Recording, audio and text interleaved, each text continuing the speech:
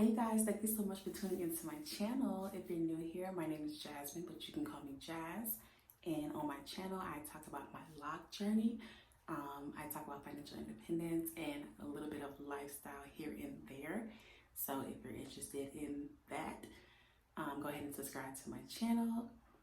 But in today's video, I'm going to be talking about my financial independence journey that I started about 2 years ago. So if you're interested in hearing what I have to say about that, stay tuned. So today I wanted to talk about my financial independence journey and how I got on it and how I heard about it. So back in 2018, I was going through it, okay?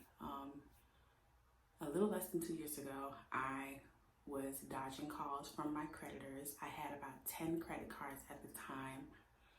The amount of debt I had in just credit cards was about $35,000, okay? So just imagine $35,000 worth of debt in credit cards only, and still having student loans, and still having a car payment, still having to pay rent, still having to pay groceries, and all my other necessities, okay?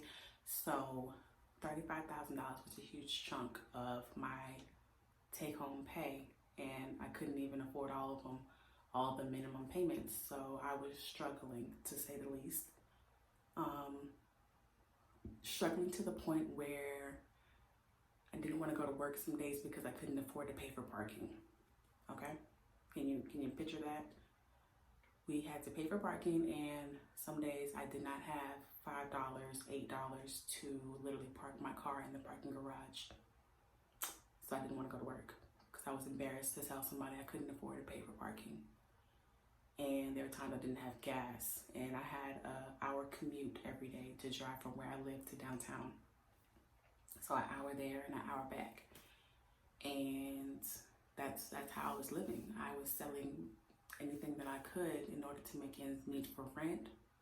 There was a time where I sold my TV, I sold my bags, which bags, you know, it is what it is when you need money. But like, I wanted to sell everything in my house, in my apartment, but the kitchen sink, you know, to make sure that I had what I needed to pay rent and have groceries.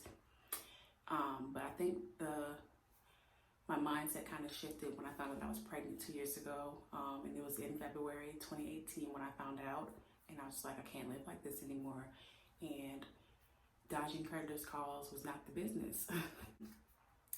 So I think my breaking point or my tipping point was when I got a call from one of my creditors and I decided to answer. It was early in the morning, and I was in the parking garage at work actually, and I was on the phone with them for like an hour, and my boss was texting me like, "Are you okay? Are you coming into work?" And I was like, "Yeah, I'm in the parking garage talking on the phone." I did not care, you know, like I hated being there. That was a very toxic environment for me. And I was over it. I knew I was gonna start looking for another job. I knew there was no growth there for me. It was stupid to me. That was a stupid decision.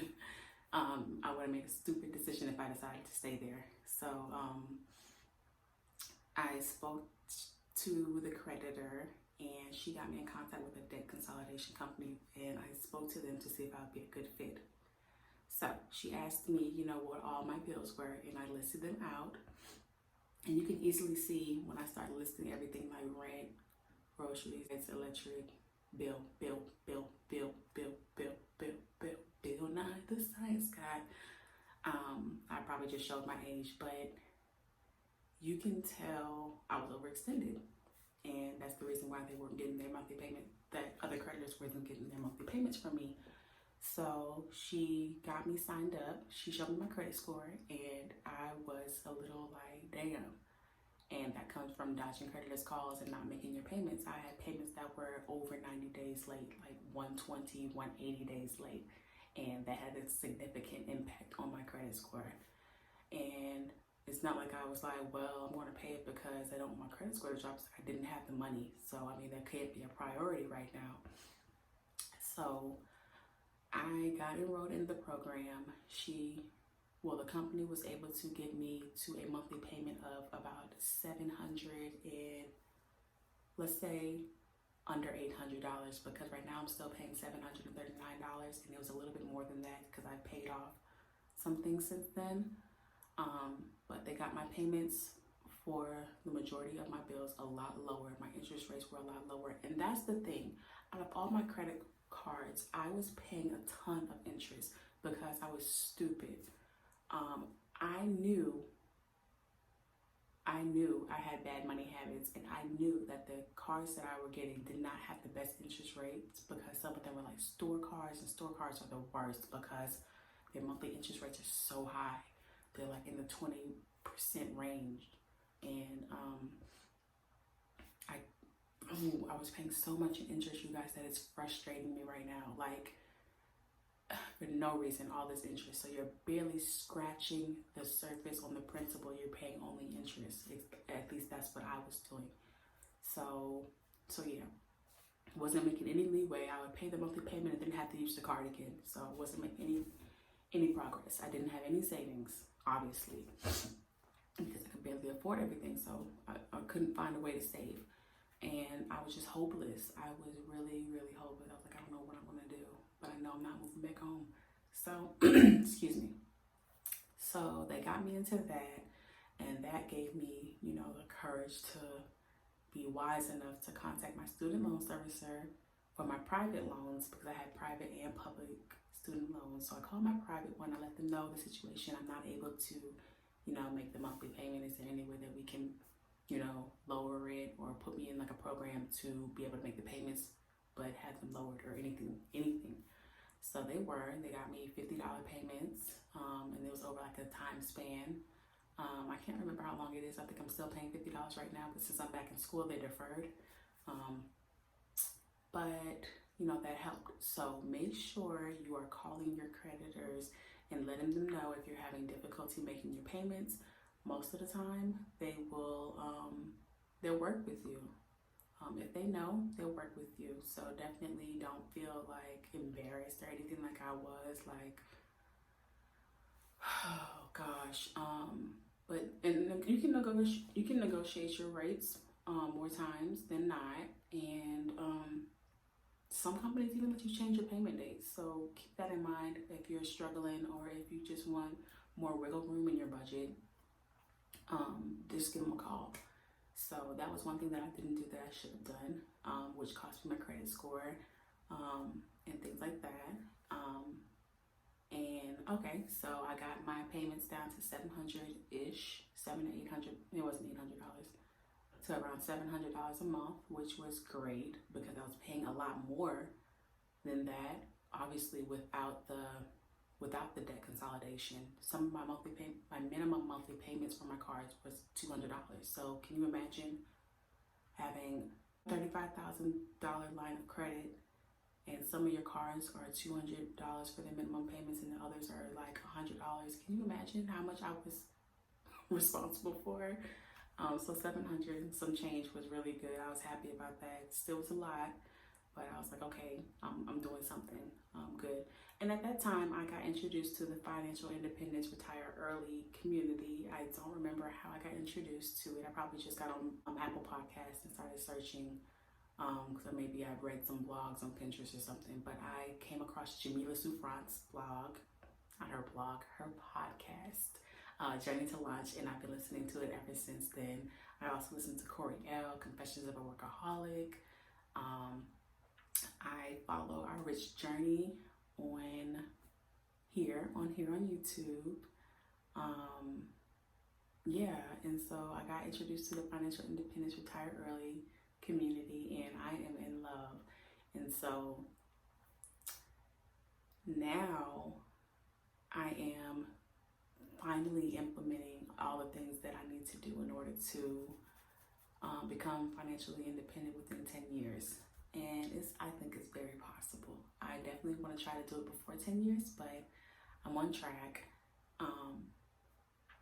And yeah, so since February of 2018, when I first got on my debt consolidation, since I got on the program, and it was a 4-year program, just so you know, all my debts for that should be done in 4 years. So right now I've paid over $10,000. It was $35,000. Right now it's around $18,000. And if you can imagine, if I'm paying $739 right now a month, a little bit of it's going to interest, but excuse me, a good bit of it is going to the payments. So I think I am on track to finish before the 4-year mark, because I'm going to start paying some extra money, because I have balances now that are like 1,600, 1,800, 1,000. So, you know, if I get extra money, I can just wipe out an entire bill. But due to everything that's going on right now, I'd rather stay liquid and keep that money in my savings. But I know that that's something that I can do if I come into a large lump sum, a large lump sum of money, which I am planning for, budgeting for. But yeah, I am planning on paying that off by the end of next year, 2018, 2019, 2020, 2021. I guess that still puts me at 4 years. So if I decide, because of what's going on in the economy, that I still want to make my regular payments and not throw anything extra, then I can, you know, go as normal, be finished next year. If not, I think I could very well be finished the beginning of early next year or the end of this year. I haven't decided, because I still have a car payment, and my car has a balance of about $8,200. So I could pay off my car and free up about $360 a month as well, and be in a decent shape. I can, you know, use that money to further fund my emergency fund. I can use that to invest. I can use that to put towards more debt. It just depends on what's going on in the economy. And right now, it's looking like I am going to keep doing things as planned, keep making my payments as usual, keep saving, just to make sure that I'm in a better shape later on down the line. So that's something that I kind of, you know, juggle. Do I want to pay off my car first, or do I want to focus on this debt? And to some people, they want to pay off the car. The car has a lower balance, $8,200, but I'm only freeing up $355. So on the other hand, I can throw all my money at this debt, this credit card debt, and get a $739 increase in basically my income, because I don't have to pay that to anything right now, you know? So do I want to free up $360, $355-ish, or do I want to free up $739? Both of them will benefit me pretty good. So that's a decision that I have to make. I would love to free up $739, because I can do so much with that. You know, I can be very, very, very comfortable. I can really throw that money into investments, into my 401k, into my HSA, into my emergency savings. That would really help me have more than 2 months of expenses in my emergency fund. Because right now I only have 2 months, and I would love to be in the 3 to 6 range, or even more than that, especially with what's going on in the world today, this pandemic. So that's what I'm on track to do. So right now I have 2 months of savings, 2 months of expenses in my emergency savings. I have investments. I have my 401k. I have my HSA, and those are doing, the amount that I have in those, you know, make me feel comfortable right now. If I needed to rely on that for an extra source of income, I would. And combined, that would put me at about 4 months of expenses. So that is good. One thing that has really helped me along this way is budgeting. I used to hate budgeting because I never found like a system or anything that worked for me. I was very inconsistent in tracking my expenses. When I get a debit card, or when I have a piece of plastic in my hand, I'm very, whatever, I'm going to swipe it. And budgeting obviously helped change that, and changing my mindset about money. I think because I grew up spoiled and I did not learn about money growing up, that really affected my mentality around money. Obviously, I never knew how to save for anything because I always got what I wanted when I wanted, and that just, you know, set me up to be not good with money. Financial literacy is really important. So one thing that I love is the Erin Condren budget book. You probably can't really see it, but it's a budget book, and you can get it on erincondren.com. I love her products. I have been buying her products for years now, since 2013. I have not really been implementing it in the best way until like 2018, but yeah, it is pretty awesome. I'm going to show you some blank pages. So this is what it looks like. So you can track, you know, your month at a glance, your upcoming bills, your upcoming purchases, your saving goals, and then you're actually budgeting on this page. And then on the next page, on the next 4 pages, so you have 1, 2, and then another page 3 and 4 of just blank pages where you write down your transactions. And then at the end of the month, you can, you know, add up and see how much you spent in each category compared to how much you budgeted. So it's really easy to use, really easy to see what area you may need to cut back in or where you went over your budget.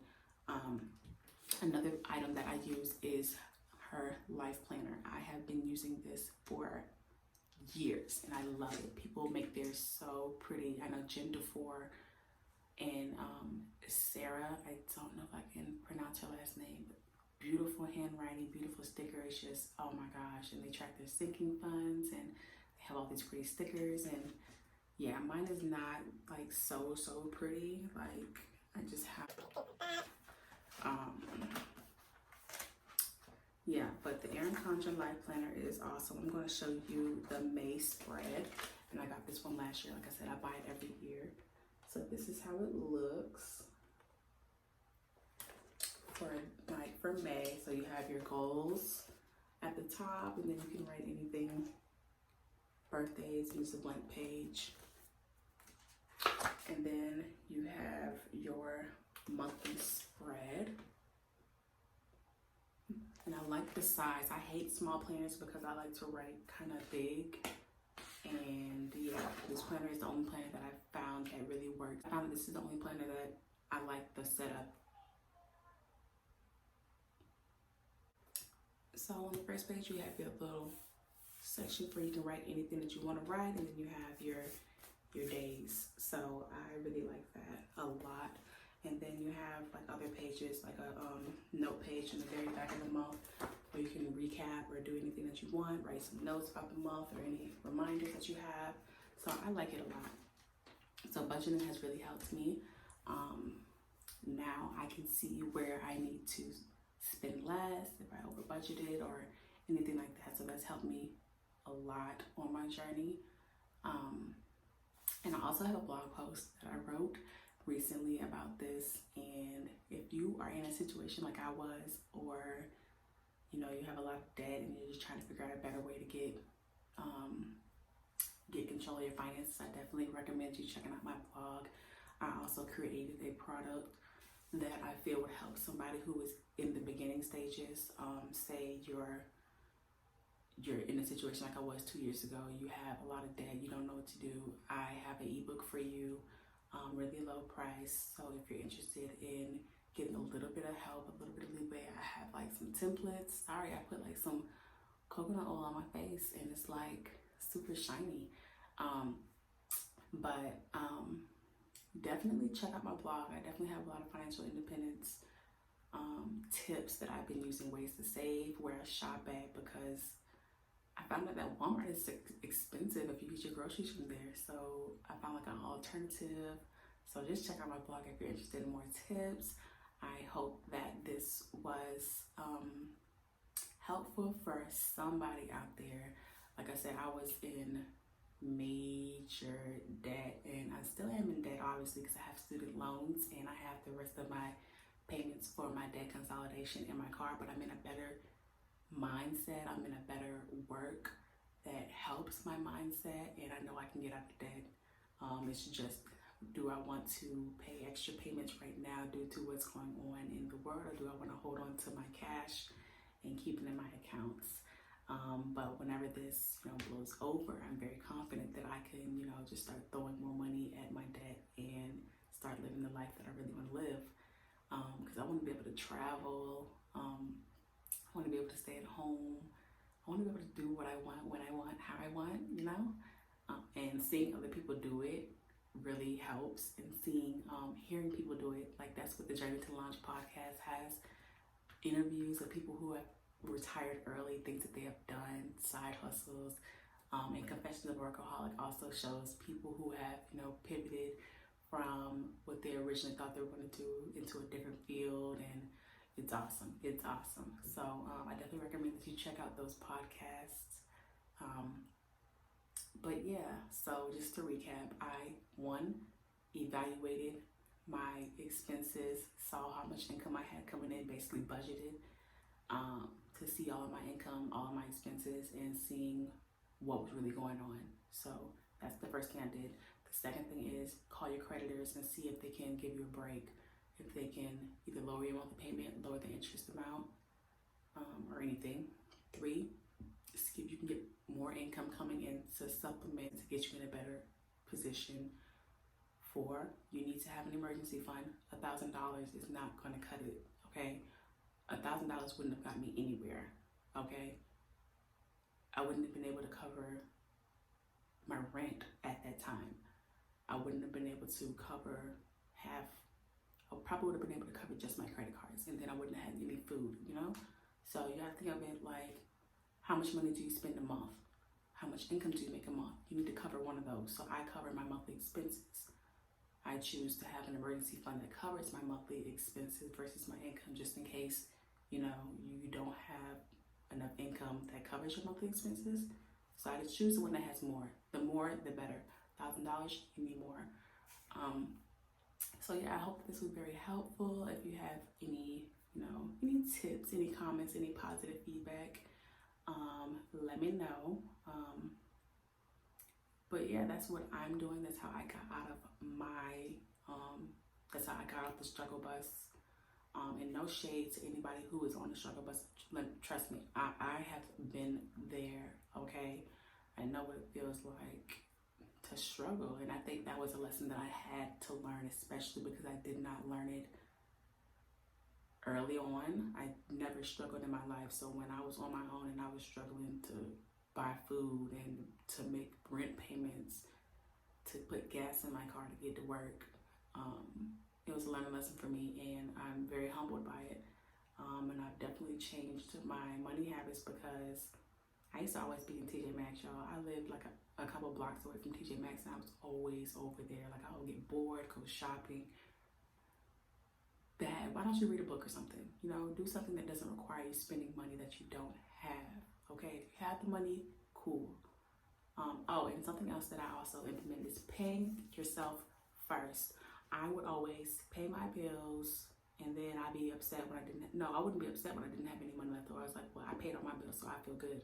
No, you should also be able to pay your bills and pay yourself first.